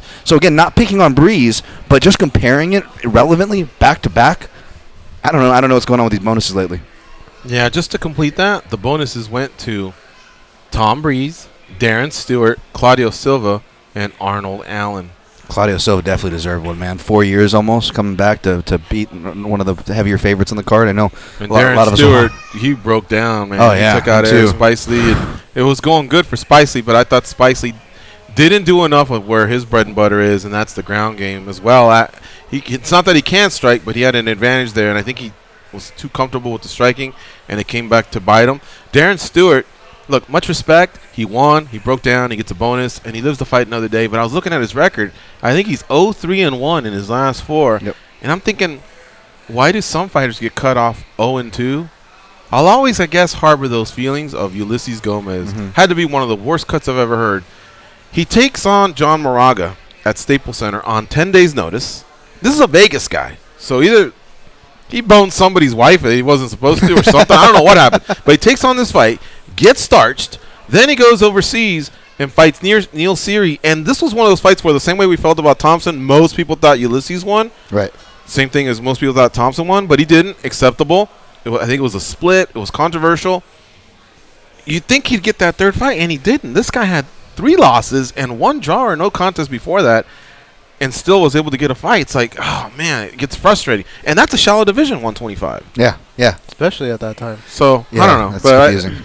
But he won. So he won. His back was to the wall. He won, and I think that's why he broke down. It proved to him that he deserved to be there, so congrats. Yes. Lena Landsberg, Carlo Pedersoli, Jillian Robertson, Elias Theodoro all got wins. And if we have time, we will get to that. The gate was 1,300,000. And in attendance was 8,520. All right, now it's time for our daily debate. We kind of touched on this topic earlier, but let's go over it again in some greater detail. Thank you to the 2,523 votes that came in. I'll give you the results of how they were divvied up after we give our takes. Should not making weight for a matchup with a fellow title contender disqualify a fighter from the next title shot? What do you think, Dan? I think yes. Obviously, weight cutting is something that's taken seriously in our sport. If you're in our sport, you know that, or if you've competed, you definitely know how serious it is. It's almost like a fight itself, and that's coming from the fighters themselves. It's very serious, and with rankings and politics being such a kind of foggy, foggy weather to cut through in our sport in its current climate, I think this is a hard and fast rule that hopefully we should all be able to agree on. I will vote yes that it should disqualify you from getting a title shot missing weight. Goes. There's so much on the line when that happens. Can you imagine if, as a fan, you bought a pay-per-view or you bought a ticket, you flew across the country, and that fighter doesn't make weight and that fight falls off for some reason? You just ruined a lot of people's lives. So if that fighter can't even take it serious enough for that situation, knowing they're right there, you got to go back to square one. I would agree. I would agree on all fronts. I think make it a hard rule, though. No exceptions. Even if it was a clear number one contender fight, if you didn't make weight but you won, then someone else can take your spot. You know, I think back to John Lineker. I believe he defeated Ali Bagotinov. No, it was somebody else. Ian McCall? Ian McCall. He beat somebody and took them out of the running. But because he didn't make weight, he then went up to become a 35er. And he wasn't able to fight Demetrius Johnson, and it just kind of ruined things. Mm-hmm. God, I wish I could think of that guy's name. It was Ian McCall, I'm pretty sure was it was. Ian McCall? Yeah. And it it's so based off that, the UFC said, hey, we're sending you to another division. Not only are you not getting the shot, we're sending you to another division. He had problems, though. But I think just stick with it and make it a hard rule. And I think if you do it that way, then the fighter knows there's no excuses, and you can't go back on any precedents set by the company prior to. 84% of you agreed with us. And they all said yes. 16% said no. That's the Daily Debate, brought to you by the MMA Junkie radio team. And we're going to go to break. Oh, no. We got 2 minutes. What's on your mind, Goose? Take up 2 minutes. Bellator. Yeah, let's do it. Let's try. I thought that was a fun Bellator card. 200, yes. Gegard Mousasi, new world champion. Not only is he a former Dream and Son Goku, I believe, middleweight champ, he's a former Strikeforce light heavyweight champ. And now he can call himself a Bellator middleweight champion. That's very impressive. Very cool, yeah. Yeah. Good performance from him, too. And a little bit of a tease of Rory MacDonald and Gegard. I don't think that's going to happen. They're both warm to it, yeah. But I don't know about this whole moving up and moving down thing. If you have people that you can defend against, then do it. But has anyone established themselves as a clear number one for Rory MacDonald? He took Daly out along the way.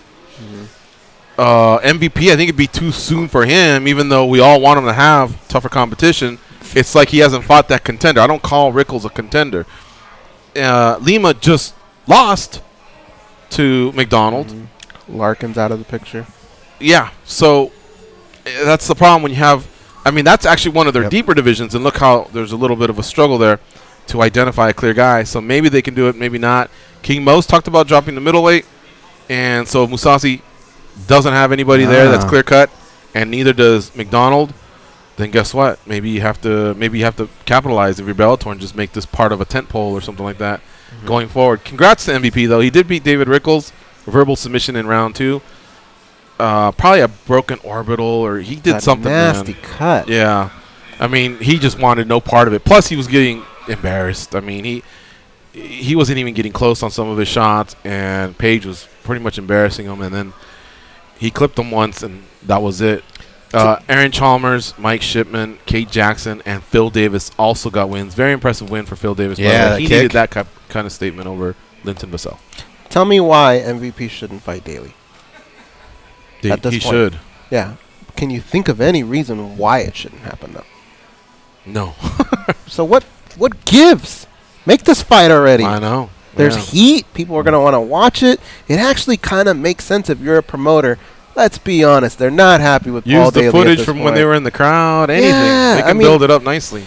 I guess Paul Daly's a good name, but he's probably closer to the end of his career, right? So, I mean, if you're ever going to test your guy that you're trying to put all this money behind, like, I think this makes the most sense. It's made sense for the past year and a half. I'm with you. Just keep him away from John Fitch. Yeah. That's the last guy they're going to see that you'll see Michael Page fight in that division. I'll bet minus 1,000 if there are odds on that. All right, we got to take a break. It's MMA Junkie Radio on Sirius XM, Rush 93. Stay close. We'll be right back, and we'll be talking to former WSOF bantamweight champion, the number 6 guy in the USA Today Sports and MMA Junkie rankings. He's won 2 in a row. His name's Marlon Moraes. He headlines UFC Fight Night 131 this Friday versus Jimmy Rivera.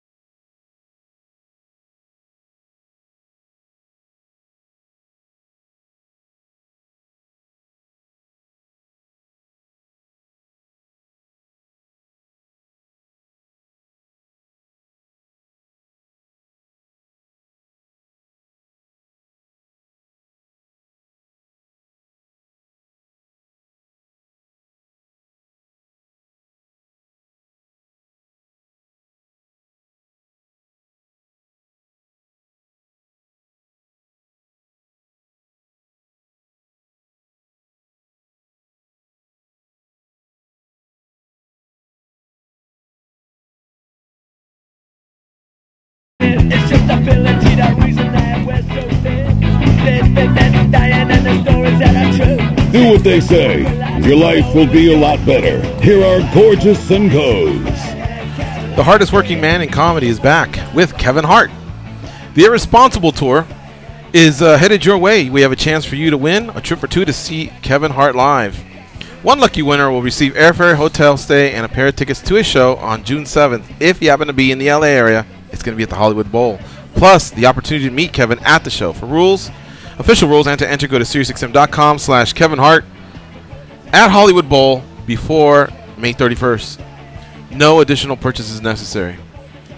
All right, our next guest, Marlon Moraes. He's the former WSOF World Champion. He's got 20 wins in his career. 14 have been finishes, 9 have been KO, 5 submissions. He had 5 title defenses in his run at the World Series of Fighting, and if not for Cody Bollinger coming in heavy, he probably would have had 6.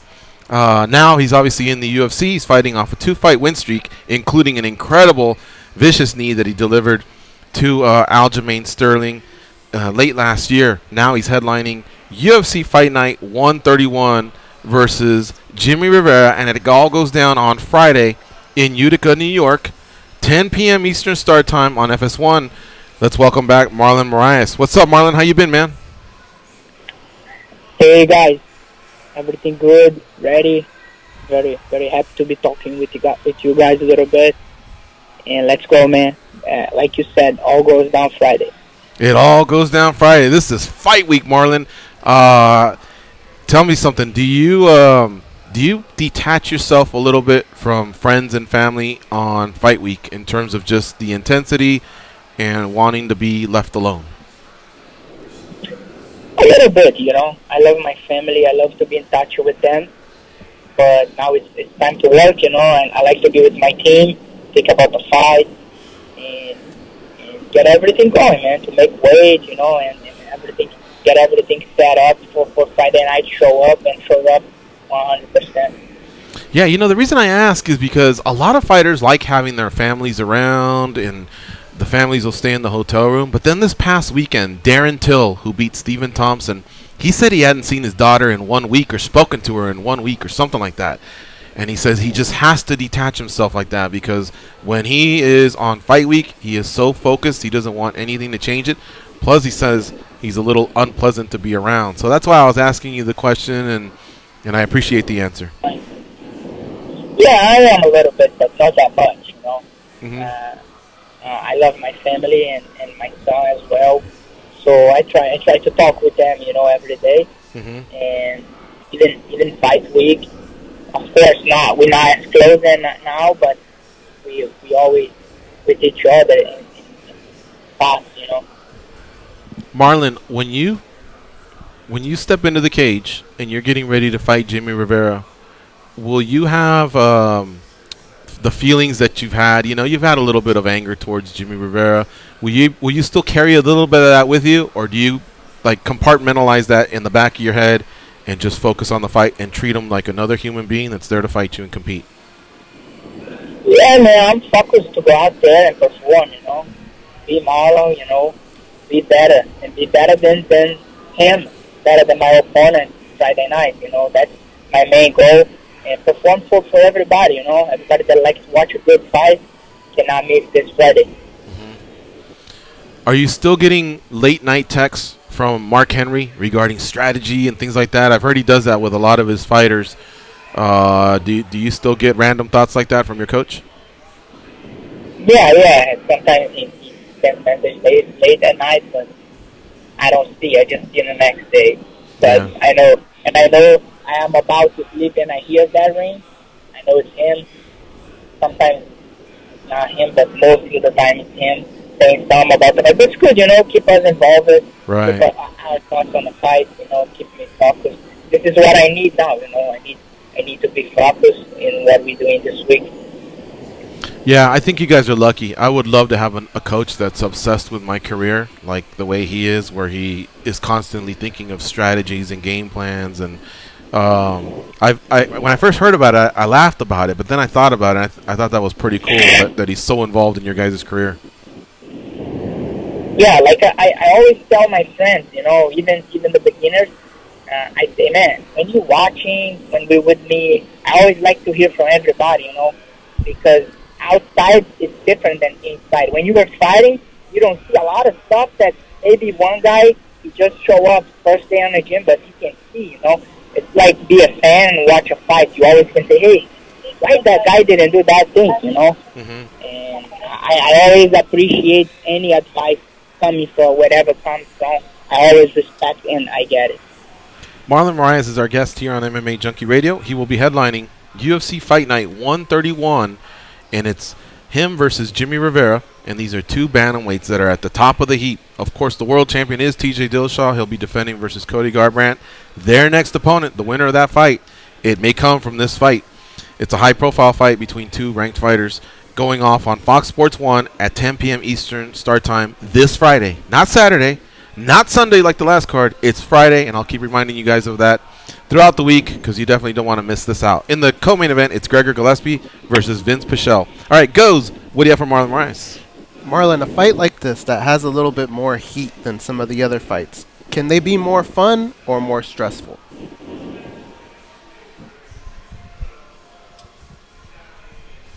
Hello? Hello, yeah. Marlon, did you hear that? Hello, I'm sorry, cut a little bit. Oh, okay. Now, I was saying, a fight like this where there's this type of heat with it, can it be more fun for you or create more stress for you? Yes, it's more fun, you know. We always want to be in this spot, you know. We want to be challenging. We want to fight for something.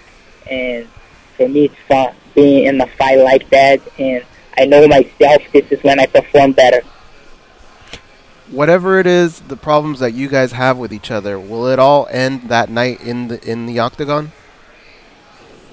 Yeah, man, we're professional, you know. He has his life, I have my life. He has his family, I have my family. And his team, I have my team, you know. After that, it's each one gonna go your way, you know. I'm gonna chase the title, and I don't know what he's gonna do after Friday night. Do you ever think ahead of time about what you're going to say after the fight when they give you the microphone? No, I'm not thinking about that. I always do that because I never think. I always think about the fight, you know, go in there and get a great performance and do what I like to do, that's fight. Marlon Moraes, our guest here on MMA Junkie Radio. Let me turn it over to the fight analyst, Dan Tom. Dan, what do you have for Marlon? Hey, what's up, Marlon? I love this fight. I love this fight between you guys. You guys are you and Jimmy Rivera are two of I think, you know, quietly been the top bantamweights in your division. But it's also a kind of a hard fight to break down. Now, Marlon, last time you were on our show, you did I was really impressed. You did a really great job of breaking down some of the fights that happened over the weekend. But if you can maybe step out of your own shoes, obviously I'm sure you believe you're better in every area than Jimmy Rivera.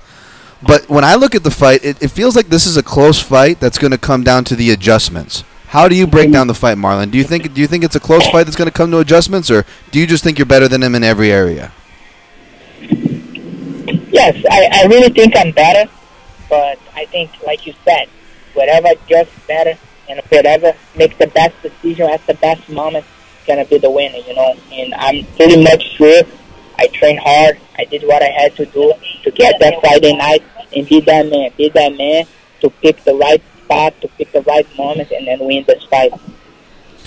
Awesome. And obviously you're getting better every camp. Rivera's getting better every camp. But you watch a lot of film. You have, I believe, trained with him in the past.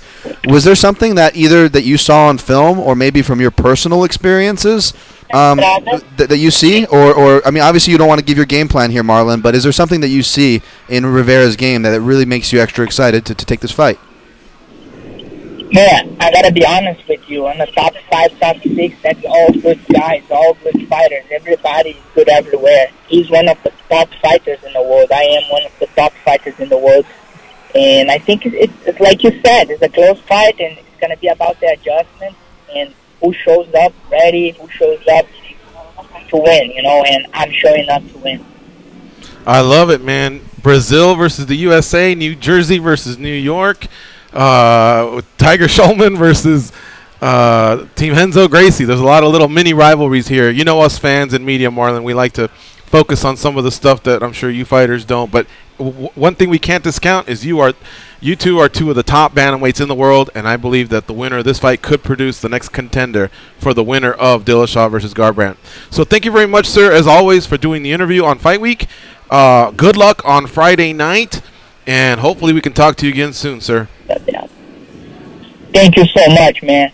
All the best for you guys, and I work hard, you know, and Friday night I want to go there and deliver for you guys to break down fights, and you guys are fans, you know, and this is my main goal.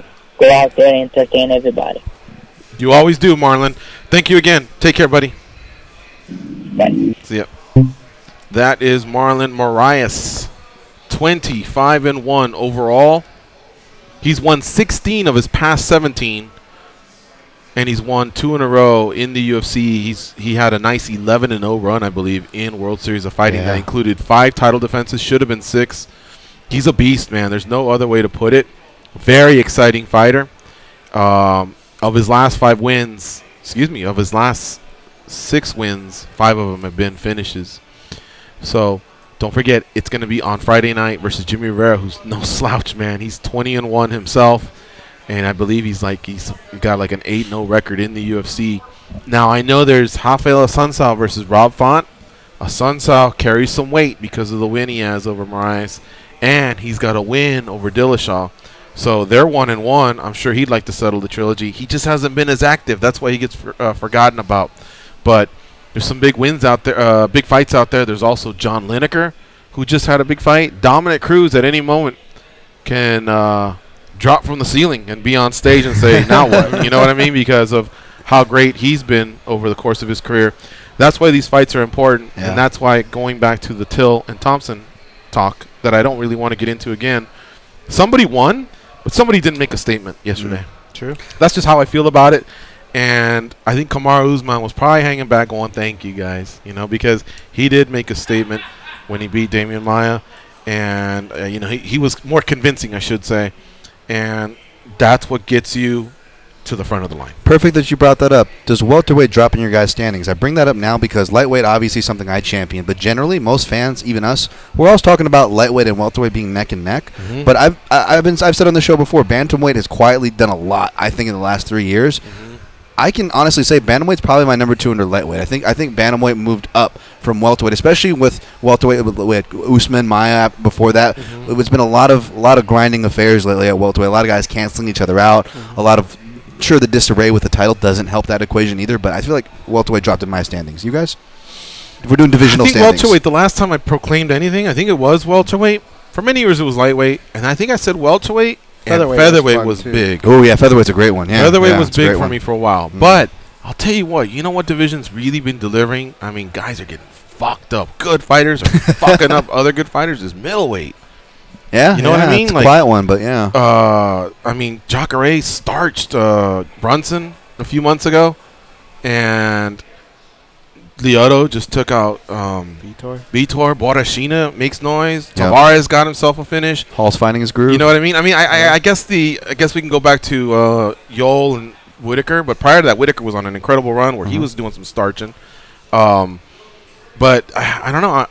Right now, it could be that one. I'd have to go back and see what's kind of trending hot for me.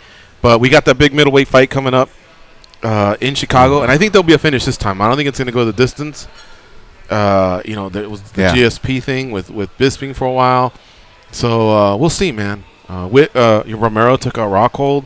Whereas the welterweights, have you noticed there's been a lot of fights that are just kind of going to a decision? Even RDA with Lawler hurt, he wasn't able to get that stamp. You know, he won, and he won. I guess it was dominated a little bit. But we had that. We had Kamaru. We had the couple of those last fights with Woodley, and so that division just kind of like, I saw some posts like wrestlers, a lot of wrestlers and low output guys at welterweight right now, which is true. And like, especially when your highest output guy is RDA, a former lightweight. That's your most highest output and exciting guy right now doing stuff at the standing, which is true. And then even him, like you said, there's criticisms.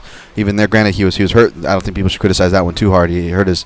No, that was That was Lawler. Never mind. You're right. You're right. No. You're right and on then that. This last one this weekend. So no, it's true. The easiest way to figure it out in my head is always which one would I most want to see in a tournament form. You just go 1 to 8. Let's do that. We got to take the last break, Okay, right? there you go. Let's do a break and come up with a tournament. So what division are you going to do? I would say lightweight's got to be lightweight. I want you to come with an 8-man lightweight tournament. Right. What divisions are going to be? I'll do bantamweight since I swung. Bantamweight, and I'll do middleweight. All right, we got 3 minutes to figure it out. It's MMA Junkie Radio on Sirius XM, Rush 93.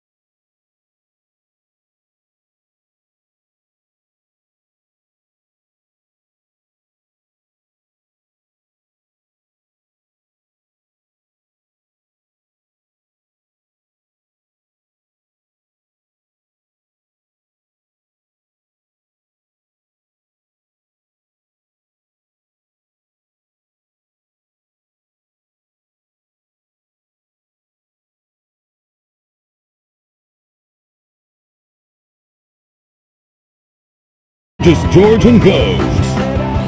Right now through May 29th, which is tomorrow, you can listen to SiriusXM for free in the car and on the SiriusXM app and online.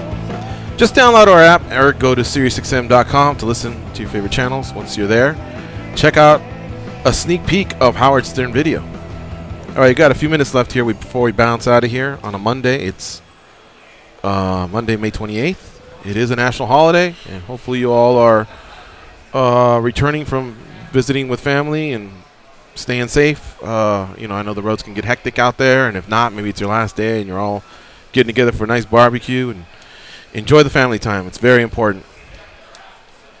Okay, I think I'll go first. I'll give you guys some time. How's that sound? Yeah, okay, sure. I have questions, though. Can I ask questions, or it might be you don't? Yeah, you can ask questions. All right. So, is this more of an entertainment thing, or what we believe rankings should be? Entertainment. Oh, entertainment. Okay. All right. Thanks. Just there isn't a prize or anything, so don't worry about it. I just came up with it as quick as we could because we said 3 minutes. So here's my middleweight tournament. Okay. This excludes Whitaker and Romero. All right. Whitaker and Romero are fighting for the world title, so I'm just going to leave them alone. This is my 8-man tournament. Rockhold versus Bisping. Heat. To finish out the trilogy. I know Rockhold wants to move up, but he hasn't technically yet, so I'm still considering him a middleweight with a gash on his shin. So that puppy up. Him and Bisping, the winner advances. Okay. Souza versus Branch. 2 guys coming off a loss. Wait, did Branch just win his last fight? Yeah. Did I mess that up? Didn't he? Yeah, you lost the one before that, though. He beat Brunson. That's right. I fucked that up. All right, whatever. Souza versus Branch. I think it's two great grapplers. And I know Souza's a world-class grappler, but Branch is no slouch. Kelvin versus Weidman would be my next. No. Kelvin versus Tavares. Because they're both younger guys. I know Kelvin's kind of beating the higher-profile guys, but Tavares has got like a 13-4 record as a middleweight. He's got himself a streak going. And this is just a tournament. I think, truthfully, Kelvin's probably next for the winner of Whitaker and Romero, but we're sidestepping that. And lastly, I would have Lyoto versus Weidman. I thought it was a classic back in, I think it was 2015 or something like that. I'd love to see him do that dance again. Both guys coming off a win. How about you guys? I think you're further along than Dan Tom. What's yours? All right, I'm going to have the number 1 seed is Khabib Nurmagomedov. So he's got to face number 8, who is James Vick. Ooh, that's a good one. The number 2 seed would be, I didn't know what to do with Conor McGregor, so I just made him number 2. He's got to face Al Iaquinta, the number 7 seed.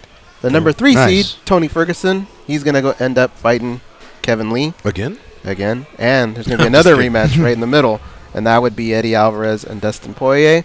Wow, Justin Gaethje's left out of your tournament? I had to take him out, yeah, just because I didn't have Bronson. Rankings-wise, it didn't make sense, but yeah, I had to take him out. And my alternate bout would have been Paul Felder and Nate Diaz. And my alternate bout is Izzy versus Paulinho Costa. Okay. Oh, nice. I think I got Costa in away there. from Izzy, unfortunately. How about you, Dan Tom? All right, this one's a little tough. The only matches I kept was Moraes and Rivera because that makes sense and where they're at rankings. That's right this week. And I also kept Font and a Sunsao because that kind of makes sense too. I did pair Caraway up with Munoz because they're 2 top names. They're coming off of split decision losses. Okay. They're up in the mix. It'll be a fun stylistic match. And I did pair John Lineker and Cody Stamann together. I know Caraway's been calling out Lineker, but since he just lost to Stamann and Lineker just won, that's a guy that's you got. Aljamain's going to be pissed that you didn't pair him up with Stamann. Well, because you got Stamann is one of the best counter fighters in the division. He had the best offensive fighter. That's just like a crazy matchup. Or you could do Aljo too, because they're actually in a triangle the way I have written, and then. Cody and Cruz, because again, even though we're assuming that I left the champions out of this. Okay. I just left the champion out, just whoever can beat the champion. That's why I did it like kind of like a top 10, and I put Cody and Cruz because that just makes sense for heat, big names. That's probably the match. Aljo's in the alternate match. Aljo was the one name that I couldn't. I have him like in a triangle with Lineker, Stamann, and Aljo. I couldn't figure it out. And what other name to bring into the fold? I was looking at the rankings here as far as. Who could bring into the fold? Like some names, like I thought maybe like a Thomas Almeida, but I mean he needs a break. He needs losing. Even though he's got the name value and an excitement factor. And then another one was who was it? Yeah, it's tough. I only went with the top names, but there was just like a huge middle class. If you look at middleweights that didn't make it, and yeah, I really like what they got going there. This would have been fun as if we staggered it as a daily debate. And let everybody else vote on it per day. But people are going to get mad. Not enough weight classes to fit on those little things, too. Henan Brow was another guy. Brett Johns only took his first loss. I guess that wouldn't be the end of the world, right? Yeah, I made Brett Johns versus Caraway. They're 2 very similar stylistic guys. And you just couldn't do Brett Johns versus Aljo because they just fought. Nope. But, all right. So, which matchups were most mouth-watering as you were hearing them? Was it Goes, what'd you think of ours? Dan, what'd you think of ours? And I'll tell you what I thought of your guys'. I think you had some really good ones where you had entertaining matchups. I was going to be bummed out, but you gave Costa an honorable mention, which I like. But then you also had the appropriate matchups where it's like, I really can't see Bisping and Rockhold like fighting anybody else, That needs to be done. Yeah. That was the one that stood out for me on yours. You too? Yeah, because it's got to be done. It makes sense. It'd be fun. I liked yours, Vic and Habib. Me too. I like that one a lot. Way. Yeah. Not that you felt like he's next, but it gives Vic some play. And then who'd you have Connor against? Al. That was pretty fresh. See, those were matchups that in the trash talk there. Those are matchups I would never think of in a billion years. So like just from a fun perspective, like even that, like I would totally be. I'm a lightweight, Mark. So I mean that I get excited for any of those matchups. But those were cool. I never thought of Vic and Khabib in a million years. I had to leave out names like Nate Diaz, Michael Chiesa, Edson Barbosa, Anthony Pettis, Francisco Trinaldo. I mean, Paul Felder was an honorable mention. There's beasts in that division. You think the PFL and what they're doing with the winner? When the winner holds up $1 million check, do Do you think it might trigger anything with the UFC to change anything at all? Could they just pick one year to do tournaments and go, we're giving away $3 million? You're like, if they haven't done it by now, I don't think they'll do it. You know what I mean? Because that would get fans excited and the fighters really excited to be a part of that 16-man tournament. That's all we do, man. College football is 4 teams. NCAA basketball 64 teams, and every playoff structure has like a 16 or 32-man format. The World Cup, you know what I mean? It were like that. It would be nice if the UFC figured it out.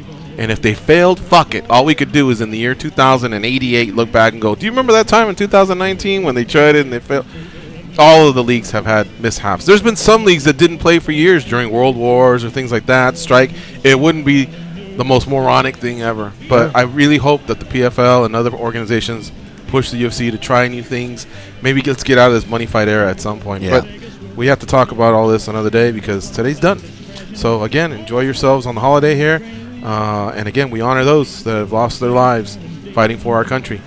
For Goes and Dan and Danny, I'm George. Go out there, have a nice day, be a champion, and go Vegas Knights.